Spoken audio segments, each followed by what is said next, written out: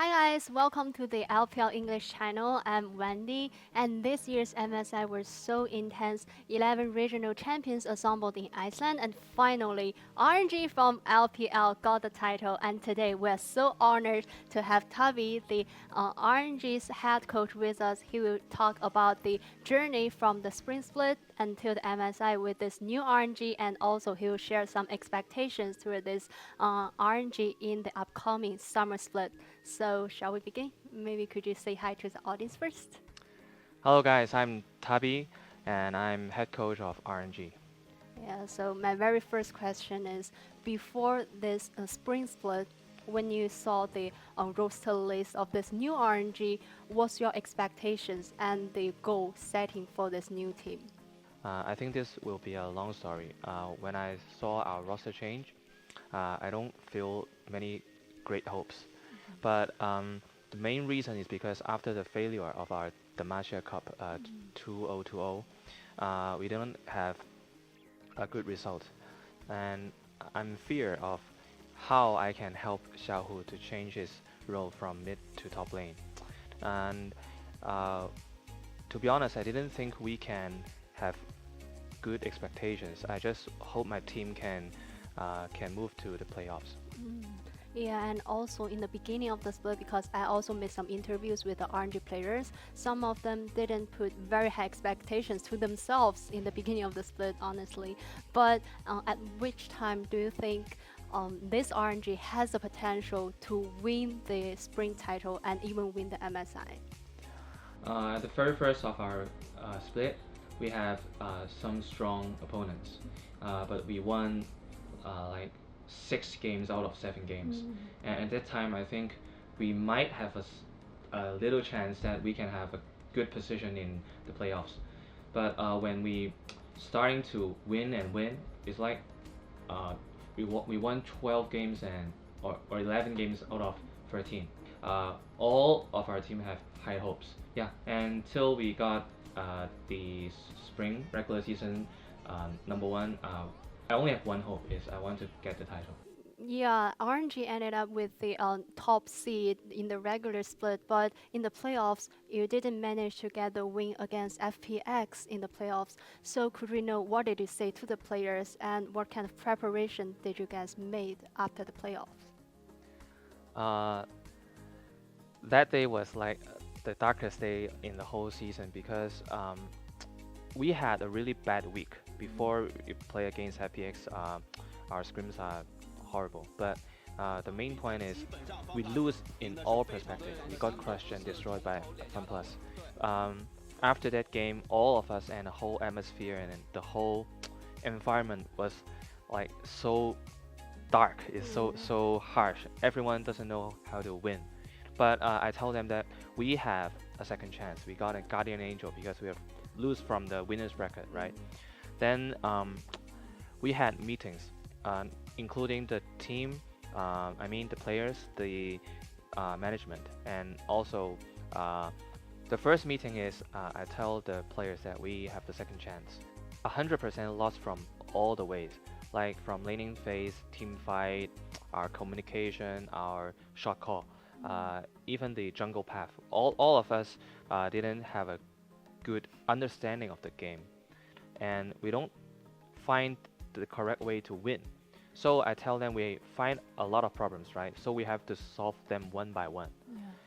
And because we have a second chance, so we had a bad week before the preparation of FunPlus. So we have to start a good week to Oh. until we have the next BO5.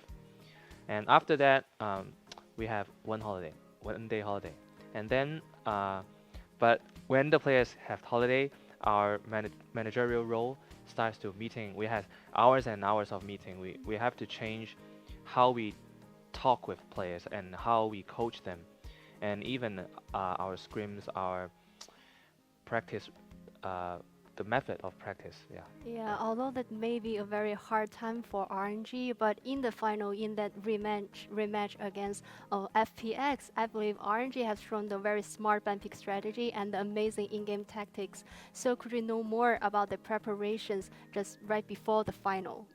Um, I think the most difficult part is Xiaohu, because Nuguri is one of his idol. So before the game starts, he already told me that it would be a really hard match against Nuguri. So he has a lot of pressure. But our whole team tends to help him. Yeah, you can hear through the my check, like everyone knows that it would be a hard matchup, but everyone tends to use their advantage to help Xiaohu to build up his top lane advantage. And the ban pick, the top lane, and also the mid and jungle synergy, Yeah. we focus this a lot. We doesn't want DoNB to roam uh, around the map, and we hope that Tian can just farm in the jungle and just farm. Yeah. Yeah, yeah, definitely the strategy from RNG were so effective in the finals, and then for this final is quite special because finally we got all the audience in the stadium in Wuhan. So I'm very curious about how did you feel about lifting the trophy in front of all the crowds that are cheering for you, and how did this crowd and the audience encourage you and encourage RNG? Um, that moment is really special for me. Then I was like hugging with my players, and I start to massage them, and I said, "Go, Iceland, win for me." Yeah, we just chit and chat and talking a lot. Yeah, but everyone was very happy. Yeah. Yeah, but it's a very touching moment. And also, you have mentioned about the Iceland. I think it can be a very big issue that the head coach cannot be with the team to Iceland. So, how did the team come up with a plan and how to handle with that problem? I think the most difficult part was to how to dupli duplicate the usual environment to transfer it to the Iceland training environment. This is the toughest part, and I think we cannot like 100% copy that good environment. So what I try to do is to use the Google Meet, yeah, Oh. Google Meet and the uh, Weixin voice call, Oh. and before the scrims and after the scrims, I will like use these methods to talk with the players, and the Google Meet can let me to hear the players' communication, but the voice was very low, so it is a really hard time. The monitor and the picture that I can look at is not smooth enough, so it is a really hard time. So most of the time, I can only uh, how do I say? I can only ask my players, do you have a good time, and is our enemy strong? Depending on the KDA, but not the actual fight. So it's very hard to like make the immediate feedback to the players. Yeah. But luckily we were able to get the win. So I want to talk a bit more about the MSI because in the group stage and also the Rumble stage, RNG looks quite dominant. So which best of one is the most memorable one to you? I think the most memorable one was the game we're playing against C9. Because that game was so similar to the game in LPL playoff against TS. And enemy has top lane Malphite too. And that game we had a really hard late game already, and we knew that even me from I'm in Shanghai in my base and I was watching the game. I think it is very hard to win the game through team fight, and I was thinking how we can win through backdoor. And this time our team had a even better short call, and we had a really clean backdoor fight when Crying didn't go to Baron. He just pushed with my team. So I think I'm proud of them. Yeah. And then during the final, it was a very intense and a close game between RNG and Damon Kia. And Damon DK, they had some Euro picks like Sarah. So could we know more about the strategy prepared for this?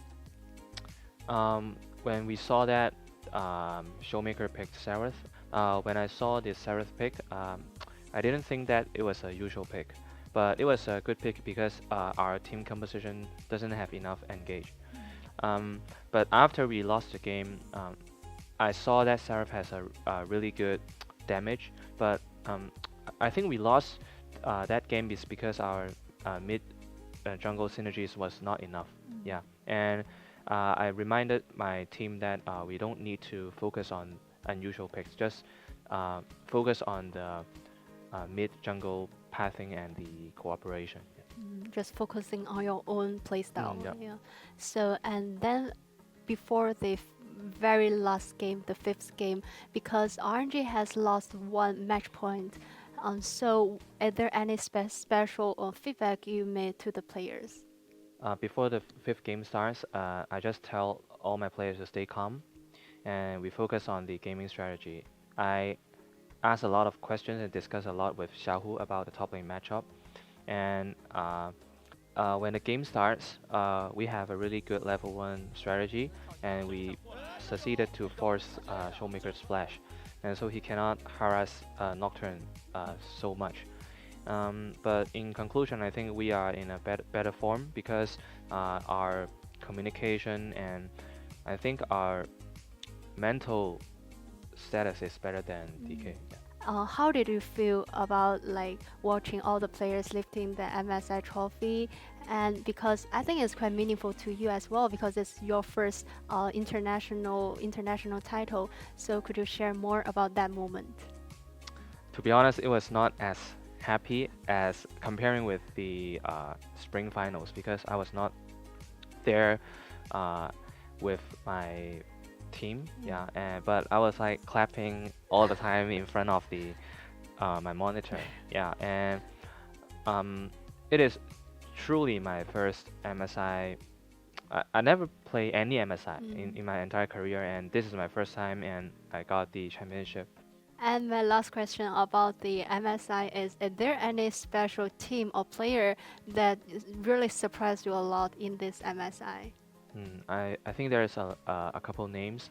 First of all, BRTT, because I've coached CB Low for 6 months, and in Brazil, and he is already 30 years old.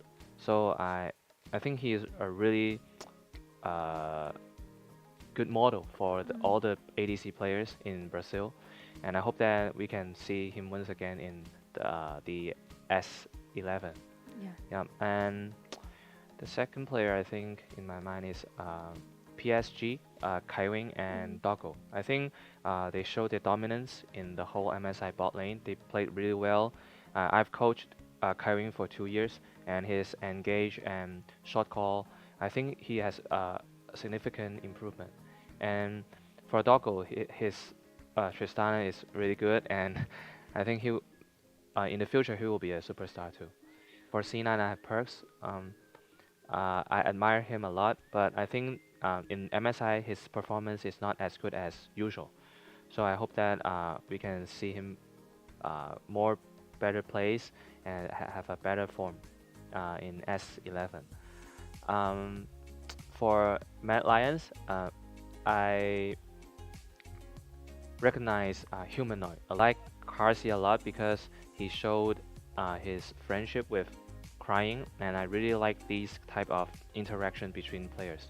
I think the most memorable team for me, other than the 5 major region, are DFM and PGG because for DFM I think they have the best performance in MSI comparing with their previous MSI because they won C9 and they had a really close game against DK. They could have won them.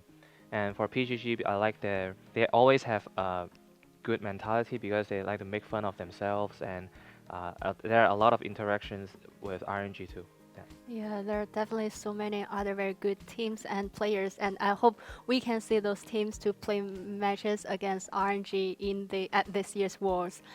Please subscribe the LPL English channel, and we are always having so many interesting contents for all of you. Bye bye.